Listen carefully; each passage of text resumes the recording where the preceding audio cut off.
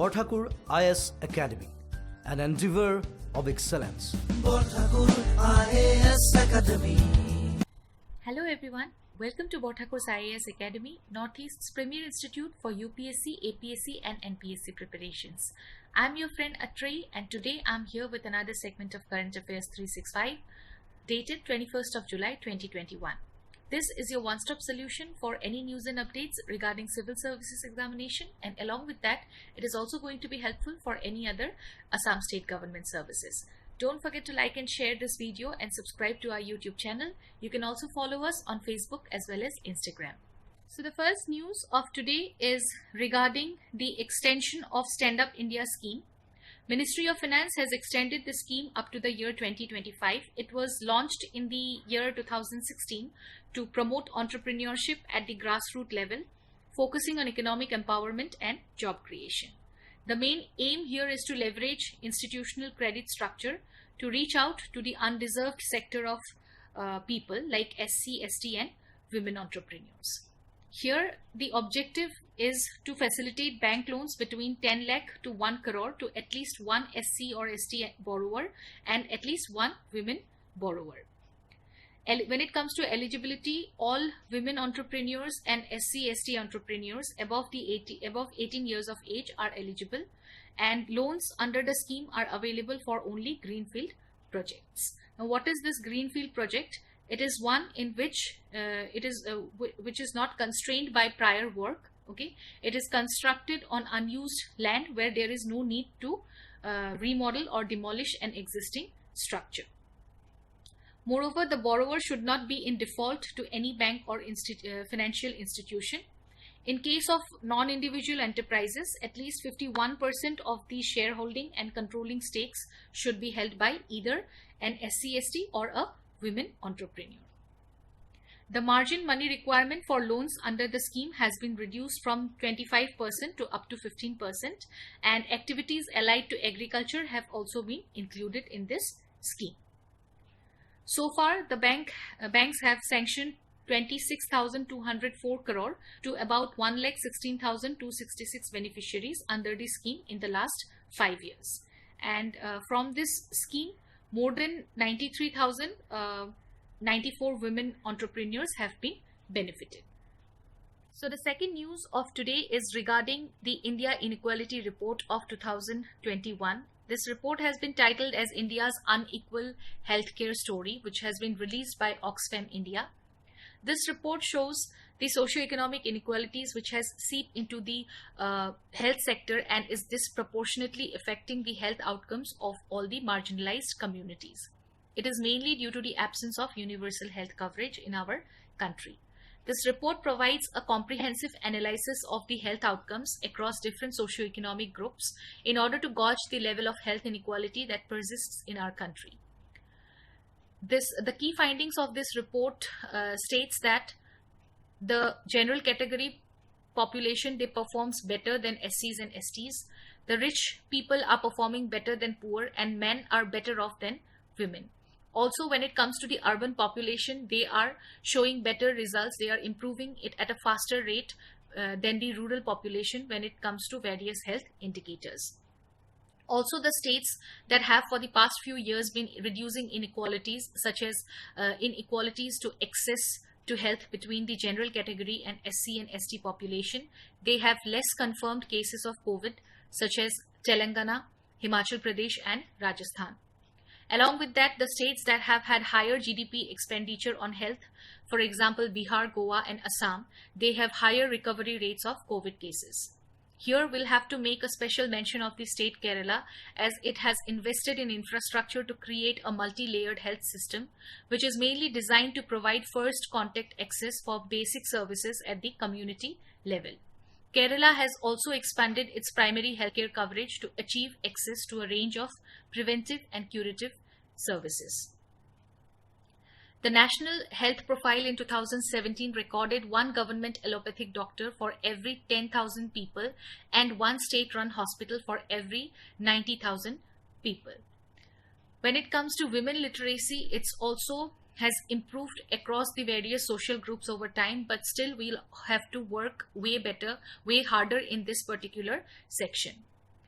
Coming to sanitation, as far as it is concerned, 65% of the households have access to improved non-shared sanitation facilities in the general category, while SC and ST households are lagging behind by around 28.5 and 39% respectively. The life expectancy also is based on wealth, is 65.1 years for the bottom 20% of the household, while it is 72.7 years for the top 20%.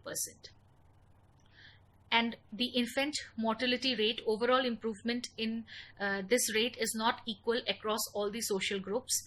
Dalits, Adivasis and OBCs have higher IMR rate as compared to the general category. So here we can see that the right to health, it needs to be enacted as a fundamental right that makes it obligatory for the government to ensure equal access to timely, acceptable and affordable health care of appropriate quality and address all the underlying determinants of health to close this gap in health outcomes between the rich and poor. The free vaccine policy should be adopted in an inclusive model to ensure that everyone, irrespective of their caste, religion or gender, location, etc., gets vaccinated without any delay. We also have to focus on increasing the health spending to 2.5% of our GDP so that more equitable health system in our country can be provided. It will also ensure, we also need to ensure that the union budgetary allocations in the health sectors for SCs and STs are proportionate to their population. The next news is regarding the domestic manufacturing of solar energy. Recently, the Union Ministry of New and Renewable Resources has released the first list of photovoltaic module manufacturers in India. The ministry has made it mandatory for the solar cell and module manufacturers to register under the approved list of models and manufacturers, ALMM, and it is an initial step towards reducing India's dependency on solar imports as well as self-reliance. However, given the capacity constraints for the domestic manufacturers, this list may pose some near-term challenges for the Indian developers. Coming to solar voltaic cells, these are those cells which converts solar radiation, sunlight into electricity, and a solar cell is a semiconducting device which is made up of silicon or other materials which when exposed to sunlight can generate electricity. This list of approved list of the models and manufacturers, it aims to have a quality benchmark for modules and prevent low quality Chinese manufacturers from dumping their products in India. Enlisting in this list is mandatory for manufacturers supplying to the government-owned solar projects. There are certain issues which are related to this list. First is that it may impact the bankability of the solar projects. Lack of clarity about this list means supply uncertainty, limited module choices, or no access to newer technologies. Then many developers also believe that the implementation of this list will deter foreign players from supplying to the Indian market. Then coming to the domestic capacity of solar power in our country, there has been a significant progress in the solar capacity addition since the year 2014, with India progressively emerging as the world's third largest solar market. However, India's solar story is largely built over the imported products, and the domestic solar equipment manufacturing industry has largely failed to capitalize on the opportunities. The reason for this is that solar cell manufacturing is a complicated process, and the technology and capital, it is quite a technology and capital intensive process which also upgrades every 8 to 10 months. Next, coming to solar energy usage in India.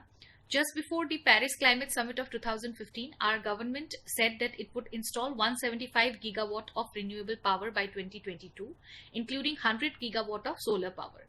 In this context, the National Solar Mission was a major initiative by the central as well as state governments to promote ecologically sustainable growth while addressing India's energy security challenge.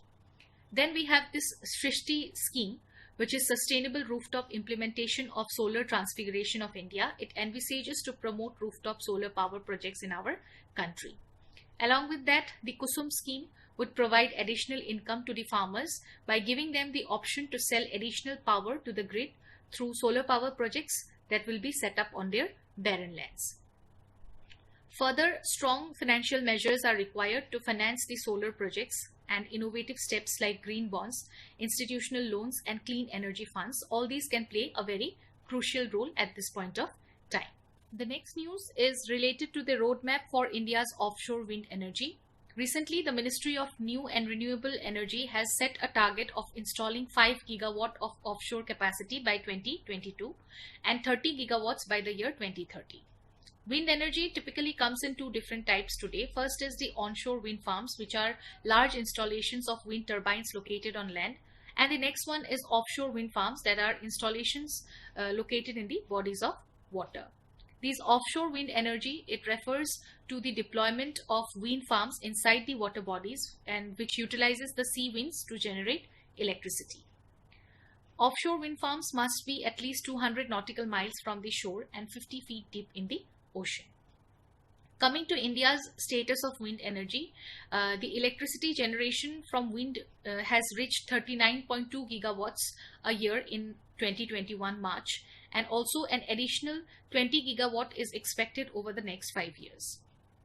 The major benefits of using wind energy is that wind speed over water bodies is quite high and is consistent in one direction.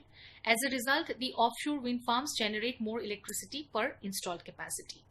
Fewer offshore turbines are also required to produce the same capacity of energy as compared to onshore ones. The offshore farms, they have a higher capacity utilization factor than onshore wind farms, and therefore these offshore wind power allows for longer operating hours. It is also possible to build bigger and taller offshore windmills, resulting in increased energy harvest. So this was all for today. Thank you so much for watching this video. I hope it will be helpful. Don't forget to like and share this video and subscribe to our YouTube channel. I'll see you all again tomorrow with another segment of Current Affairs 365 only on Borthakur's IAS Academy, Northeast's premier institute for UPSC, APSC and NPSC preparations. Till then, take care, keep learning. Bye-bye. Borthakur IAS Academy প্ৰস্তুতি আৰু অধ্যয়নৰ নিৰ্ভৰযোগ্য ঠিকনা Borthakur IAS Academy.